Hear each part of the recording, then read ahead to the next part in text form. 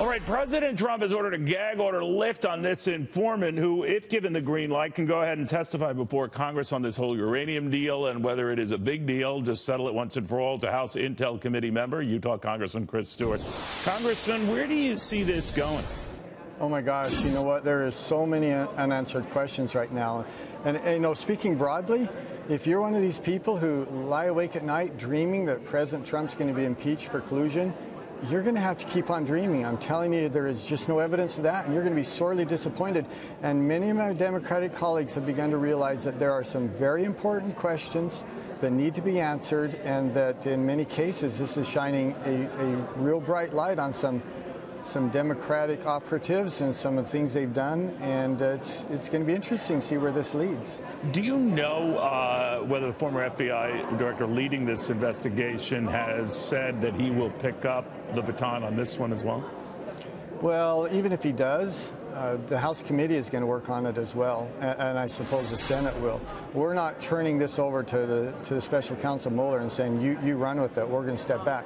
Not at all. But wouldn't that give you an opportunity to say it's not politicized, even though I know we live in a hotly politicized world, but this way it could say this warrants his attention and he's going to look at this every bit as aggressively as he apparently is going to look at these collusion charges. Yeah, and he should. And by the way, Neil, I was one of those who said early on, I think we should have a special counsel for the very reason that you just said there. One of the good things about the Intelligence Committee in our past has been we haven't been as partisan.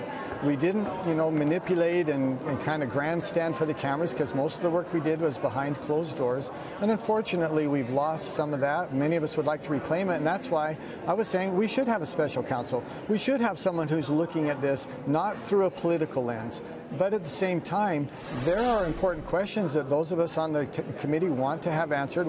I think we should pursue them as well. But hopefully we can do it in a way that we just tell the American people the truth. We don't hide anything. We don't, we don't turn a blind eye away from anything. But we do it as quickly as we can so that people have a chance to know. Hillary Clinton has already said she knew nothing about this, and it's not a big deal anyway. I'm vastly oversimplifying, but what do you make of that? Yeah. Well, of course, that's what she's going to say. But I would point out this. Our target is not Hillary Clinton.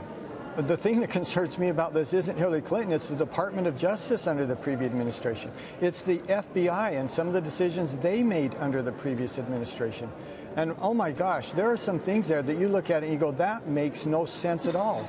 How could you have a Russian, frankly, a Putin-fronted company working through a Canadian intermediary who's trying to buy 20% of U.S. uranium, and at the same time, you've got this investigation going forward where there's kickbacks and bribery and all sorts of other illegal activities.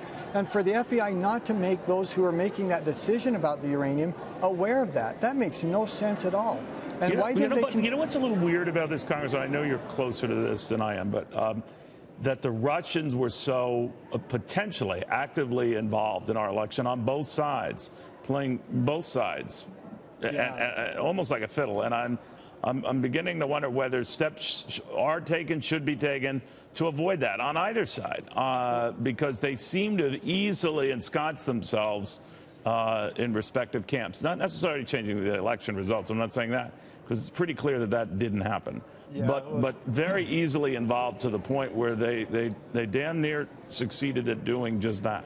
Well, that's the whole key to this. I was in Moscow last summer. I came home and I said, they're going to mess with our elections. There's no question that they were. And people would ask me, well who do they want to win? I'd say they don't care. And I still say that.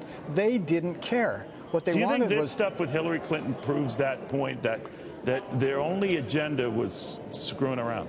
Well, it certainly should indicate that to most people. And shame on the IC, by the way, on the intelligence community, for being so definitive, saying that they were trying to help Donald Trump. I'm telling you, I've looked at that intelligence. I've looked at every piece of it, and there is not that conclusion. Well, this transaction clearly benefited the Clintons. This transaction clearly benefited a good relationship with the Clinton Initiative, Democratic donors. A lot of the material was paid for and ultimately passed along via the DNC. So it's safe to say that they were early beneficiaries of this. No question about it. How could anyone know what we know about this dossier and then say at the same time, but yeah, the Russians wanted Trump to win? It's illogical on its face. What they wanted to do, and this is just so important, they want to break down the faith in institutions. They want to break down faith in democracy in our electoral process, and those guys got to be smiling ear to ear, because here we are a year later still talking about it and still asking this question: how do we stop them from doing it in the future? Because that is the primary thing, isn't it? How do we stop them from manipulating us and manipulating our media as they have done, and manipulating public opinion in such a dramatic way? All right. Congressman, thank you very, very much. Congressman Chris Stewart from Utah. Thank you. He serves in the House Intelligence Committee.